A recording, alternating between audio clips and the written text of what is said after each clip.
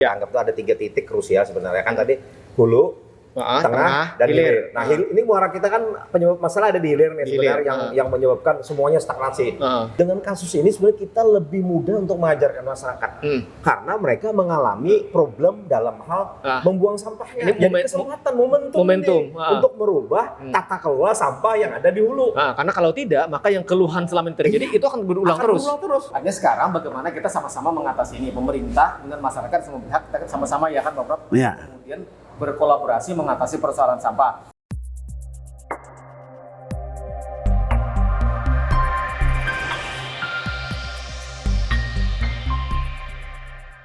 Assalamualaikum warahmatullahi wabarakatuh. Bisa berjumpa kembali kita dalam ngobrol pinggiran akhir pekan, dialog yang diinisiasi oleh jejakrekam.com dan jrnews.co.id, media online di Kalimantan Selatan. Kali ini kita akan mendiskusikan, mempercakapkan soal yang semakin ramai di publik Banjarmasin terkait dengan dalam tanda petik Banjarmasin darurat sampah pasca ditutupnya TPA Basiri. Itu yang akan kita bahas. Sudah hadir seperti biasa. Yang pertama ada Pak Profesor Dr. Muhammad Hadin Muhajir. Assalamualaikum Pak Prof. Waalaikumsalam. Sehat hari ini? Alhamdulillah. Ya, kemudian seperti biasa juga ada Bang Dr. Subhan. Assalamualkum Bang Subhan. Waalaikumsalam. Sehat hari ini? Alhamdulillah. Minal aidin wal faizin, mohon maaf lahir dan batin. Lahir batin. Jadi masuk dalam momentum Cuti laos kedapatan lah sebulan lah istirahat lah. Tapi diskusi dan percakapan soal sampah tidak pernah ada libur. Termasuk di hari-hari sekarang kan. Nah, pertama saya ke Pak Prof dulu, Pak Prof. Kita ini kan dihadapkan pada persoalan besar setelah ditutupnya TPA Basiri kan. Yang kemudian publik melihat pemerintah ini kayak tidak mampu nih menyelesaikan, mengatasi persoalan sampah. Itu satu hal. Kemudian pada sisi yang lain ada narasi yang juga tidak sehat kan Pak Prof. Seolah-olah kelompok-kelompok pinggiran, kelompok-kelompok di ini kan hanya bisa mengkritik. Padahal yang dibutuhkan hari ini adalah kita harus bertindak, kita harus bersikap. Tapi pada sisi yang lain kan kita mengkritik pemerintah. Nah, pemerintah kan punya kewajiban bagaimana kemudian soal sampah ini bisa diatasi, sampah ini bisa dikelola. Ini sebuah konsekuensi jabatan karena mereka yang harusnya bertanggung jawab di situ kan Pak Prof. Ya, jadi saya ini kan agak netral gitu kan. Kalau ada pengkritik, gitu kan, ajaklah mereka berdiskusi kan gitu. Karena gini lah, saya sebetulnya kita pernah diskusi tentang sampah. Nah, itu pada masanya Ibnu kan. Jadi penghujung. Jadi memang ini peninggalan. Nah, artinya bukan masalah wali kota sekarang. Ini masalah wali kota yang dulu, yang ditinggal, yang diwariskan lah. Menjadi masalah wali kota sekarang. Tapi kan karena sebagai pemerintahan, siapapun yang menjabat akan menerima tugas ini kan. Nah, kemudian kalau dibiarkan, tidak diambil langkah-langkah, maka karena setiap hari produk itu ada, makin lama makin membesar. Tidak akan pernah selesai. Justru akan menimbulkan dampak-dampak lain. Dampak-dampak lain yang tadinya tidak diduga. Ini yang bahayanya. Nah, dampak yang paling serius itu adalah dampak lingkungan lah, pencemaran. Dan pencemaran itulah yang menyebabkan ditutupnya TPA. Nah, jadi ditutup. Jadi jangan ada lagi pikiran hendak membuka sementara. Itu karena sudah tingkat tingkat pencemarannya sudah sangat membahayakan. Lalu ditutup karena itu melalui peringatan-peringatan. Nah, ini persoalan lingkungan, jangan disederhanakan masalahnya. Kita kan bergelut lingkungan lama dan orang-orang yang menyampaikan pikiran tentang sampah ini sudah bertahun-tahun. Buka aja di Google, bukan baru sekarang. Tapi mana pemerintah pernah baca enggak itu tulisan-tulisan mereka? Sepertinya tidak pernah. Nah, begitu ditutup baru terkejut kan? Nah, ini ada keteledoran yang serius. Jadi jadi kalau kita bicara sampah, tidak hanya bicara itu pada saat 1 Februari ketika kemudian TPA itu ditutup. Iya. Jauh sebelumnya sudah. Karena harus jadi tuh penutupan itu kan sanksi lah. Sanksi itu harus didahului peringatan dalam hukum administrasi. Nah, iya, kalau tidak ada peringatan, belum bisa diberikan sanksi. Nah, sanksi itu cacat. Cacat hukum. Nah, jadi tidak mungkin orang yang paham tentang sanksi penutupan tidak mendahului peringatan. Itu tidak mungkin. Apalagi kan nasional kan. menteri ini kan menutup. Nah itu. Nah kemudian ini yang melanjutkan lah. Sebetulnya kalau mau gitu kan, tadi kan ada pengkritik. Nah pengkritik itu tentu ada pengetahuan. Nah bentuklah tim. Jangan berpikir ini kan pemimpin, wali kota ini pemimpin. Jangan memikirkan sendiri. Segaring loh. Bisa sakit gitu kan. Nah, cari orang-orang tadi yang Pak pandai ngomong gitu kan. Diajak mereka. Gimana pengetahuan mereka. Nah, mungkin ada benarnya, mungkin juga banyak yang salah kan itu kan.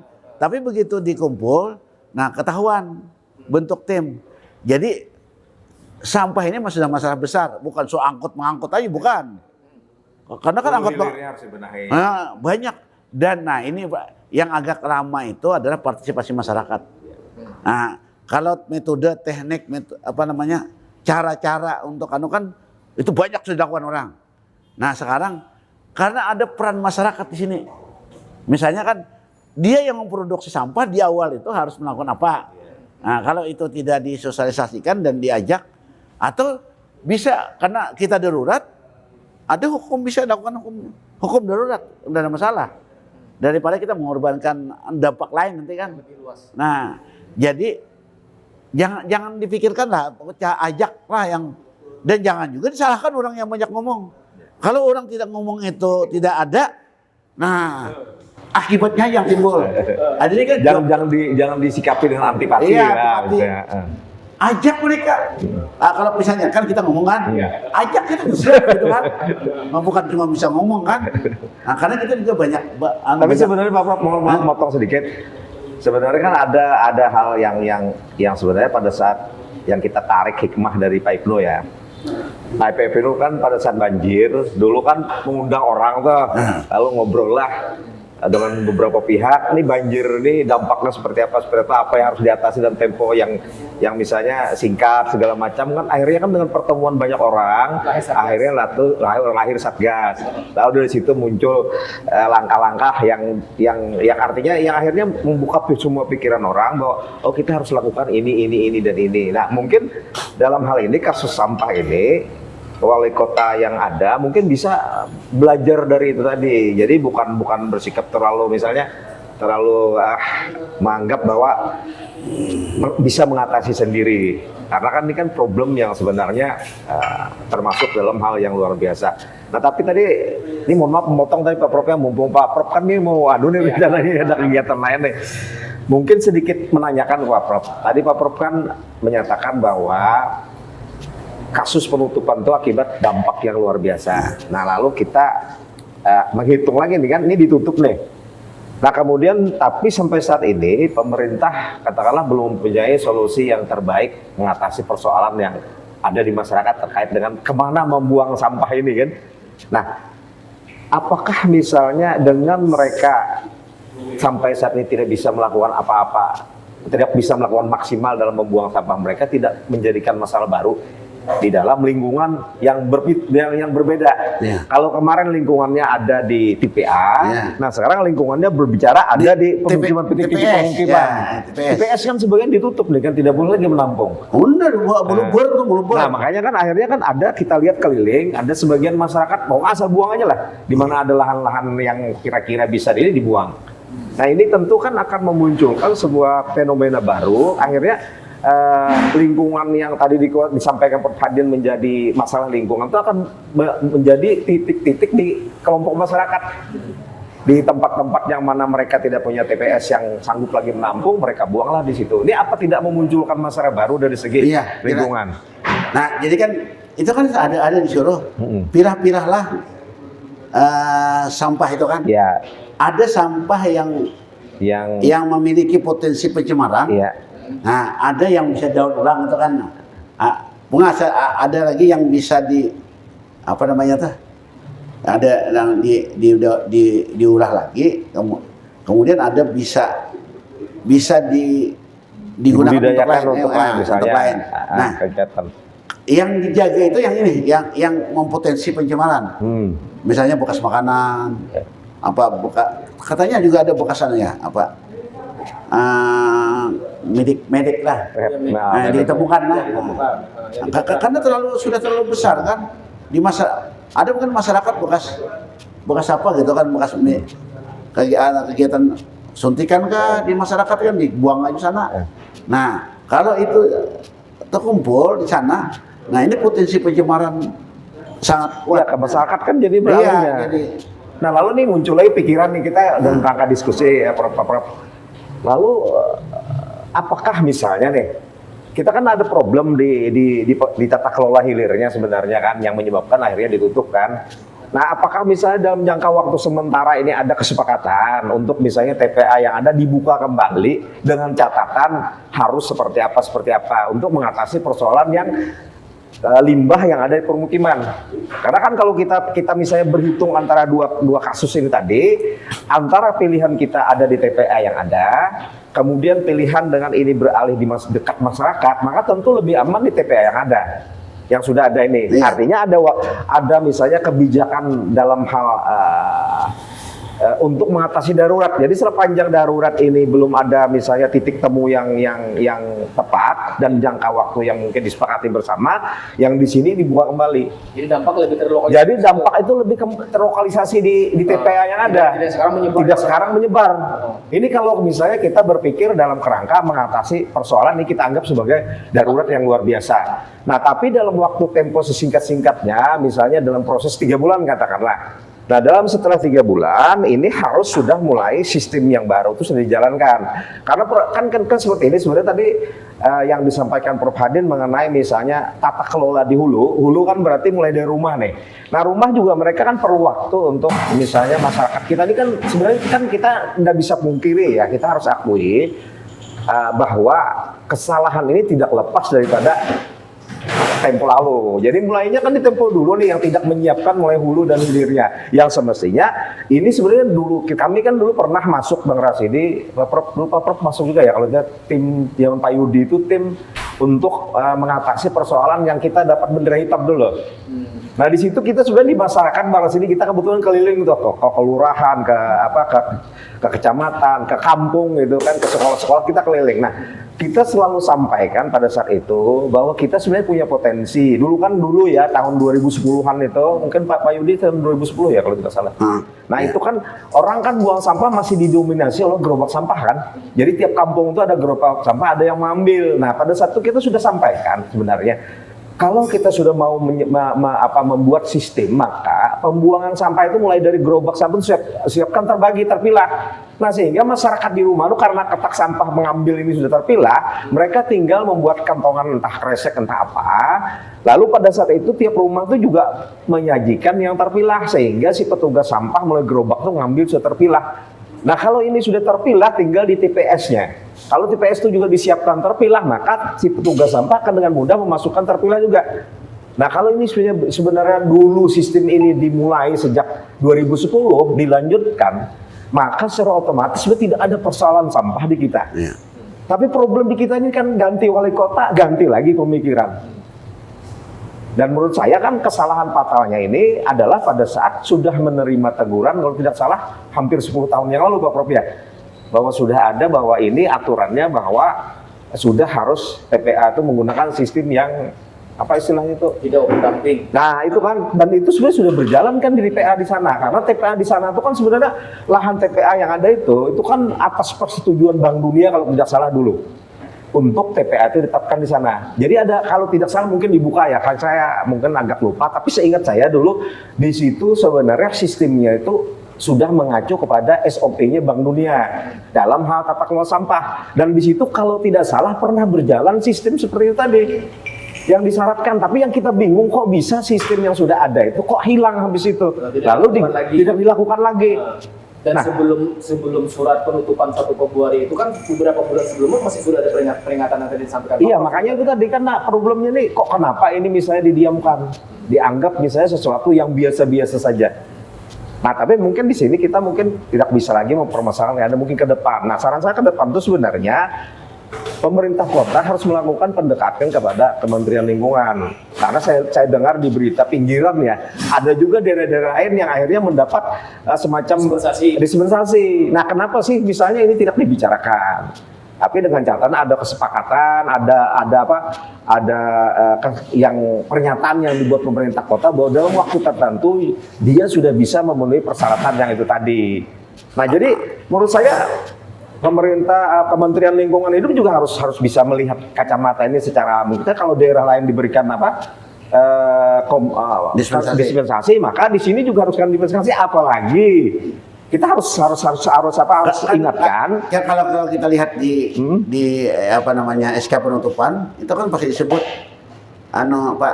apakah dampak yang itu aja yang dijaga itu. Jadi itu dulu dia ini sementara menunggu kesiapan secara hulu hilir ini pemerintah kota punya kemampuan untuk melakukan apa yang diinginkan. Nah, tapi catatan penting tampaknya apalagi menteri kita ini kan asalnya kan pernah di Kalimantan Selatan juga. Masa misalnya orang Kalimantan sendiri tidak bisa membantu untuk mengatasi persoalan yang terjadi di daerah yang dia sebenarnya dulunya mencetak prestasi sehingga dijadikan menteri, kan seperti itu. Bicara dalam jangka pendek. Iya, jangka pendek. Tapi jangka panjangnya kita juga harus memaparkan konsep kita ke depan. Iya, wajib Bang Rasidi. Jadi kan ini kan tidak hanya sebatas kita minta dispensasi, tapi kita juga menyodorkan bahwa kami dalam kurun waktu sekian akan memenuhi persyaratan. Nah, coba Bang Rasidi sebenarnya ini kan perlu, makanya tadi Prof Hadin menyampaikan bahwa ini perlu, artinya adalah pihak-pihak yang dianggap tadi pihak Prof tadi yang mengkritik ya Pandirwara itu, yang mereka ini kan bicara itu kan karena mereka tidak punya kekuasaan. Kan seperti ini lah, orang kadang menganggap coba lah sekarang berikan suara Pak Prof Hadin jadi pejabat wali kota selama 3 bulan, atau saya misalnya 6 bulan untuk ngatasin sampah misalnya, diberi kesempatan. Kita akan sampaikan bahwa kita punya cara, tapi karena problem kita ini kan pengkritiknya kan ada juga problem kan tidak punya kekuasaan. Kan selalu dianggap misalnya hal-hal yang dianggap selalu konotasinya dianggap negatif, tidak punya solusi. Coba sekarang mau gantian apa? Dan itu sejak zaman Yunani. Sejak zaman ada itu. Jadi itu karena memang kan kalau ibarat mata uang itu akan bernilai kalau dia ada kiri dan kanan beda, misalnya ada gambar burung, ada gambar angkanya, misalnya seperti itu, kan itu artinya nilai gitu. Begitu dia dalam kita berkehidupan bernegara nih, persoalan ada yang beda sudut pandang, kemudian yang sama segala macam, ini menjadi bernilai pada saat dua ini ada. Jadi yang tidak bisa dihilangkan salah satunya seperti itu. Ya Pak Prof, artinya kan kita ini perlu cepat, ini perlu segera nih, karena kalau semakin hari sampah kan semakin menumpuk, sementara kemampuan kita untuk bisa mengirim ke Banjar Bakula kan sangat terbatas. Nah, artinya kemudian kita kan perlu kerja cepat. Dan kerja cepat, pekerjaan itu kan harus dilakukan dari kata Pak Prof. Kita harus bekerja dengan konsep Pak Prof. Mendengarkan dari masukan dari segala pihak. Maka harusnya yang hari ini dilakukan oleh pemerintah Kota Banjarmasin, wali kota dengan perangkatnya adalah bagaimana mendengarkan masukan-masukan dari publik kan. Membuka ruang partisipasi tadi. Ya. Karena kan masalahnya kan bukan sederhana. Soal angkut-mengangkut bukan. Kalau soal angkut-mengangkut kan sudah kapasitasnya terlalu besar, sudah tidak mencukupi. Jadi ada metode-metode. Nah, kan saya sudah beredar di metode-metode cara sampah yang sudah. Memang perlu waktu berkonsidi, nggak mungkin lah. Tapi ini kan cara-cara ini kan memerlukan partisipasi masyarakat. Perlu ada sosialisasi lagi. Yang dihadapi hari ini itu kan ini yang sudah di hilirnya. Nah itu yang sementara kita dihadapkan ada masalah. Sebenarnya Pak Rusdi ini Pak Prof nih, karena Pak Prof ini pakar hukum ya. Sebenarnya kan dengan persoalan ini masyarakat bisa menuntut loh kepada pemerintah, baik pemerintah pusat maupun pemerintah daerah terkait dengan ini tadi, karena kan masyarakat sebenarnya kan bisa menyatakan bahwa kenapa sih sejak yang mengeluh banyak, sama saya sudah mengeluh karena walaupun posisi rumahnya itu 150 meter dari lokasi, tapi baunya sampai dari lokasi TPS. Dari TPS. Nah, kita nggak usah kantor kita, studio kita kan, di kantor kita kan penuh seperti itu kan. Dan itu sudah kita laporkan lama kan sudah itu. Bahkan janji salah satu kandidat dan juga masih menjabat kemarin itu pada saat yang kemarin sebelum yang 5 tahun ini udah menjanji memindah itu. Di situ kan Bang dalam posisi normal aja siang sering ngomong. Apalagi dalam kondisi sekarang. Iya, seperti itu. Tapi ya itu tadi kan gimana? Kan kita kan kadang-kadang berhadapan antara masyarakat yang misalnya paham mengenai persoalan sampah dengan masyarakat yang tidak memahami bahwa itu sebenarnya kalau dibiarkan dengan seperti itu tidak sehat. Tapi mereka sedang kebutuhan mereka harus membuang itu. Ada sekarang bagaimana kita sama-sama mengatasi ini, pemerintah dengan masyarakat semua pihak kita sama-sama ya kan Bapak, kemudian berkolaborasi mengatasi persoalan sampah agar tadi, karena kalau kita bicara hukum sesungguhnya masyarakat punya ruang kan tadi kan melakukan gugatan Bapak. Iya betul. Jadi kalau ada tindakan pemerintah berbuat atau tidak berbuat ternyata menimbulkan dampak negatif masyarakat boleh komplain. Ya, itu yang diajarkan dalam hukum administrasi.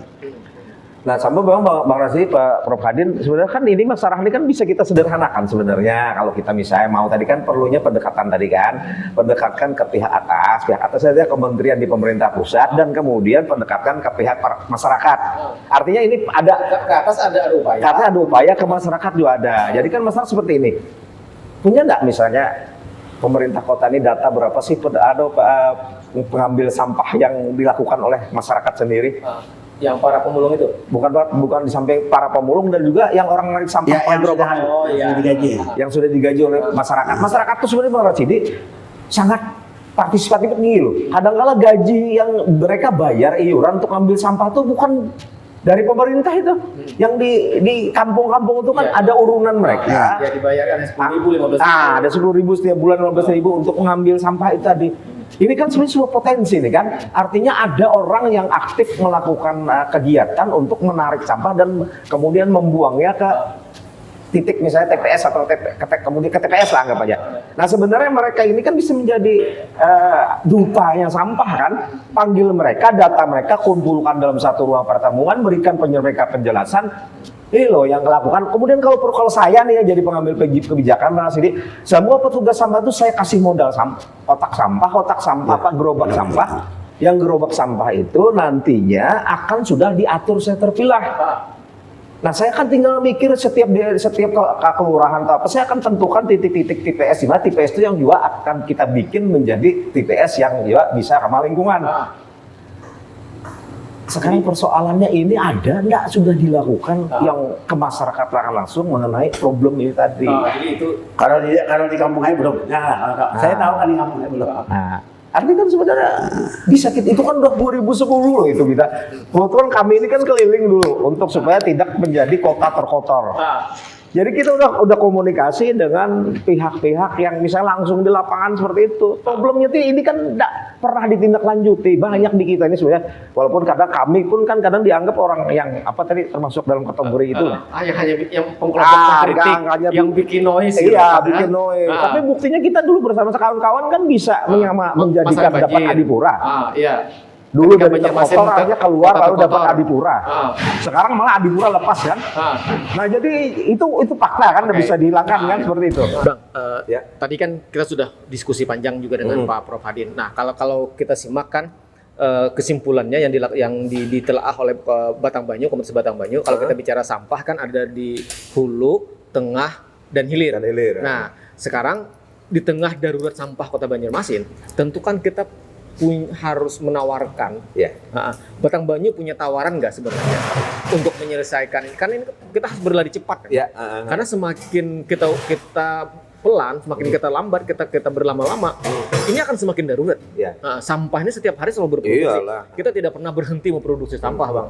Jadi memang kita kan sebenarnya secara diskusi kita pinggiran-pinggiran gitu kan, diskusi inilah. Sebenarnya sudah ada semacam benang merah lah kalau kita anggap itu ada 3 titik krusial sebenarnya kan tadi hulu, tengah, dan hilir. Nah ini muara kita kan penyebab masalah ada di hilir nih sebenarnya yang menyebabkan semuanya stagnasi. Nah jadi sebenarnya problem kita akhirnya mengatasi ini pertama kita harus main di 2 titik hulu dan hilir.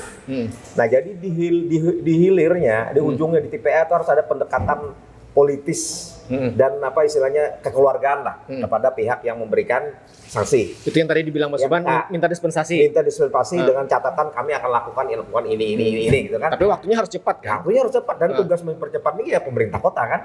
Mereka yang harus beraktif kan untuk mengatasi persoalan ini kan. Nah kemudian yang kedua ini kan persoalan kita mempersiapkan hulu. Nah di hulu ini kan kita tahu ada di rumah. Kemudian setelah rumah itu kan biasanya mereka membuang ke tengah ke TPS. Dibuang ini bisa dibuang sendiri bisa diambil. Nah, kita ambil sudah yang paling mudah, kita kan RT itu kan sebenarnya bisa menjadi ujung tombaknya pemerintah kota. Ya. Karena dia juga kalau tidak salah dapat tunjangan kan. Iya, RT. ada honor RT. Ada honor. Nah, RT, jadi RW, tinggal sekarang RT itu bisa menjadi katakanlah pemain utama yang akan dimainkan di hulu. Jadi mereka membuat SOP. SOP itu pertama seperti ini. Kan setiap RT kan ada sebagian, paling banyak kan ada petugas sampah. Ya. Entah itu swadaya masyarakat atau mungkin itu misalnya dibayar oleh pihak tertentu, digaji tertentu kan. Nah, sekarang kan tinggal petugas sampah ini kita jadikan duta sampah. Jadi mereka artinya mereka yang selama ini sudah melakukan itu. Iya. Mereka yang sudah mengambil memungut segala macam itu dipanggil semua, didata oleh RT, dipanggil dan diberikan penjelasan oleh pemerintah kota. Ini loh yang harus dilakukan. Nah, lalu kita pemerintah kota tinggal memikirkan mungkin mencari dana CSR dan sebagainya, buatkan kotak sampah yang terpilah. Bukan kotak sampah, gerobak sampah. Nah, mungkin ada yang ukuran besar yang mereka bisa tarik, subsidi mereka buat terpilah. Kalau selama ini yang ada itu kan masing-masing. Masing-masing kan? Mereka dengan gerobaknya sendiri, dengan seadanya sendiri. Itu. Yang penting sampai ke TPS. Nah, ini kan mulai dari itu. Anggap aja satu proposal 5 juta, nah carilah dana itu kan. Buatkan tuh, hibahkan ke petugas sampah. Beri catatan mereka harus seperti ini. Nah, kemudian RT akan main kepada rumah-rumah.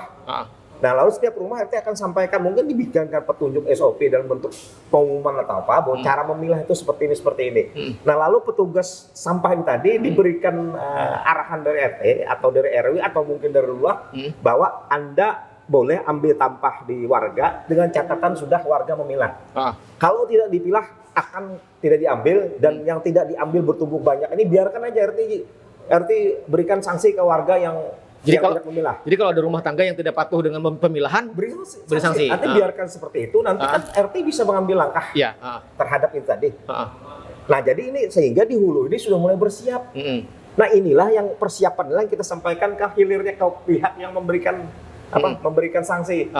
Nah, itu. Nah, kemudian setelah itu pemerintah kota masuk lagi di tengah. TPS-nya itu harus ada contoh TPS yang mana misalnya yang memang sudah bisa menampung yang terpilah. Mungkin TPS-TPS yang ada sudah tinggal didandani bagaimana nih supaya bisa terpilah. Untuk sementara ini kan artinya tidak perlu mungkin terlalu wah sekali. Yang paling penting proses itu bisa jalan.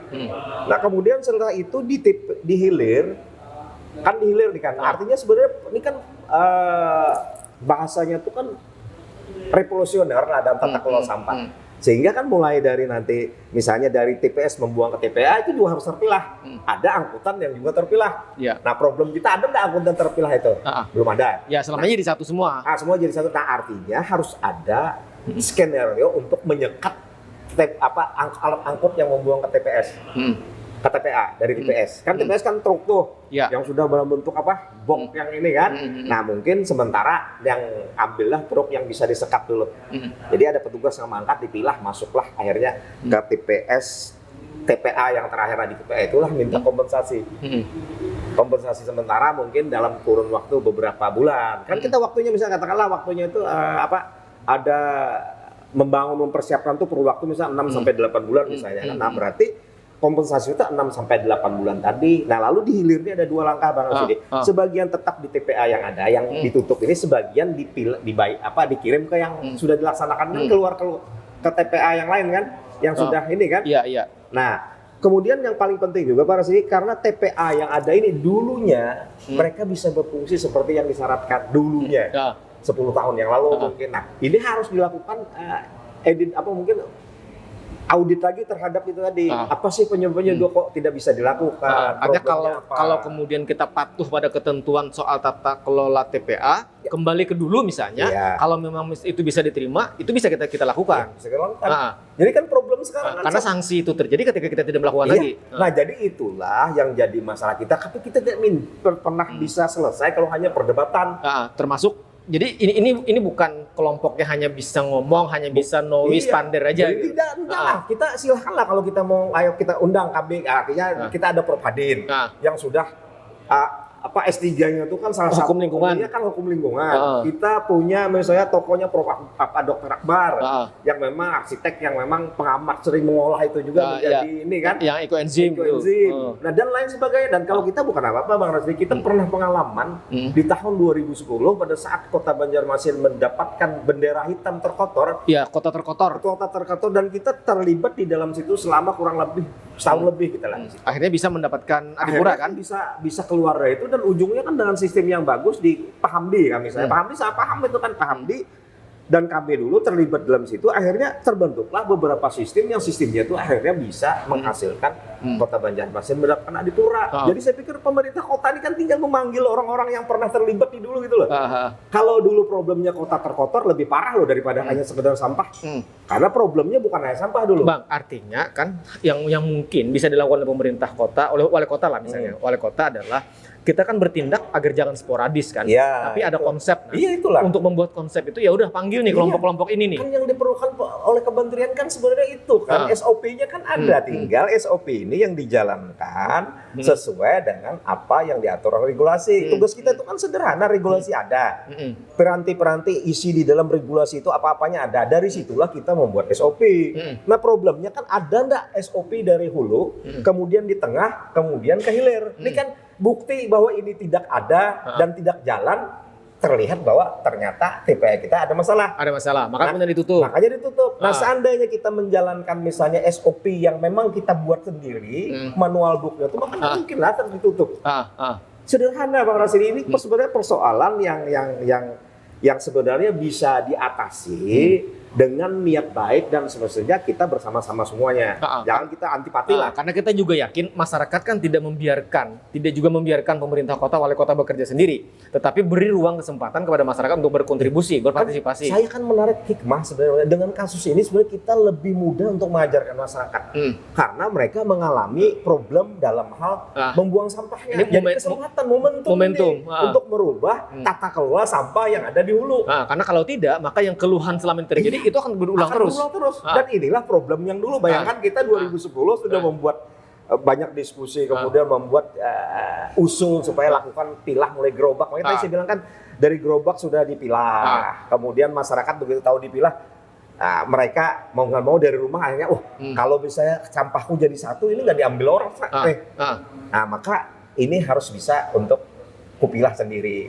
Nah, jadi kuncinya sebenarnya petugas sampah itu harus diberdayakan Bang Rasidi. Dan mereka harus, menurut saya ya, harus mendapat penghargaan dalam bentuk ini apa? Honorium yang memang harus diberikan oleh pemerintah kota. Kekurangan honorium itu dijadikan semacam akan ditambah oleh masyarakat. Nah, kan seperti itu. Nah, kalau itu bisa dilakukan, enjoy semua Bang Sidi. Orang yang mengumpulkan sampah itu kan memang mereka perlu penghasilan dari itu kan. Nah, kalau mereka diberi hasil untuk mengelola itu, ditambah mungkin masyarakat yang mampu memberikan bantuan tambahannya yang selama ini sudah berjalan. Kemudian hasilnya itu mereka bisa jual. Artinya si petugas sampah ini kemudian bisa hasil pilahan mereka tuh mereka jadikan penghasilan lagi. Nah, itu kan akan luar biasa. Itu kan menjadi produktivitas akhirnya warga. Ini yang seharusnya dibentuk oleh pemerintah. Jadi tugas pemerintah pun satu, mungkin nih himbauan pada pemimpin ya. Kalau kita menjadi pemimpin itu sebenarnya sama dengan kita mencari masalah. Jadi kalau masalah sampah muncul, kemudian masalah calap, kemudian kemacetan muncul, itu problem memang pasti terjadi dan tugas pemimpin kota itulah atau pemimpin apapun itu untuk mengatasi masalah itu. Karena memang dia itu ingin menjadi pemimpin, memang terjun untuk bertarung dengan masalah itu. Karena dia punya semacam pikiran, semacam cita-cita bahwa dengan dia menjadi pemimpin dia akan mampu mengatasi persoalan masalah itu. Lah kalau kita menghindar atau tidak ngatasin masalah ini, ya nggak ada gunanya dong kita jadi pemimpin, kan seperti itu. Itu prinsip dasarnya. Jadi ini menjadi ujian, menjadi pertaruhan. Bagaimana kemudian wali kota bisa menyelesaikan persoalan ini? Karena ini persoalan yang mau tidak mau, suka dan tidak suka, ini yang terjadi di Kota Banjarmasin. Dan satu hal Bang Rasidi, harusnya belajar dengan, misalnya kita ambil contoh dah, yang di Jawa Barat tuh kan, dia menggunakan Ibu Susi, ahli-ahli, dan tidak dibayar loh. Masuk ada Pak Jonan di situ. Artinya kan, saya pikir kan misalnya banyaklah orang-orang yang memiliki kemampuan di sini. Karena dia mencintai Banjarmasin, tidak dibayar pun tidak masalah. Jadi atas nama kota kita tidak dibayar. Dan saya yakin di kita dari komunitas kita misalnya Batang Banyu, tidak dibayar pun tidak masalah, siap untuk membantu, kan seperti itu. Di pikiran kita kan seperti itu, karena orang-orang yang duduk di sini kan insya Allah kan orang-orang yang sudah tidak, artinya sudah mapan dan tidak membutuhkan tambahan hasil, cuma hanya ingin mengabdikan kemampuan keilmuannya untuk memberikan kemanfaatan, kan seperti itu. Nah, jadi tinggal bagaimana memberikan ruang untuk kita berkontribusi terhadap kota ini. Seperti itu. Oke, baik, terima kasih Bang Subhan. Jadi sekali lagi kalau kita bicara sampah, tadi kita petakan ada tiga wilayah problem, ada di hulu, tengah dan hilir. Dan tadi juga disampaikan Bang Subhan, dan sekali lagi kita berharap mudah-mudahan ini bisa didengar, bisa kemudian menjadi bagian dari masukan kita untuk ini kan catatan penting kita sebenarnya punya, tidak hanya sekedar kawan-kawan tidak hanya mengkritik, tapi juga memberikan ini loh konsep kami. Nah sekarang kalau misalnya menganggap bahwa kami ini bagian dari warga kota, mestinya memang pihak terkait menghargai ini dan menampung pikiran-pikiran ini untuk bersama-sama kita cari yang terbaik. Untuk mengatasi problem-problem kota. Kan kalau dilakukan barangkali ringan beban wali kota. Jadi kita tidak hanya sekedar menagih sikap dan kemampuan wali kota untuk menyelesaikan masalah. Apalagi tapi tambahin sedikit, waktu debat itu kan selalu bilang kolaborasi. Makanya ini saatnya. Oke, baik, terima kasih Bang Subhan. Demikian sudah kebersamaan kita dalam ngopi kali ini, ngobrol pinggiran bicara soal Banjarmasin darurat sampah. Terima kasih dan assalamualaikum warahmatullahi wabarakatuh. Waalaikumsalam.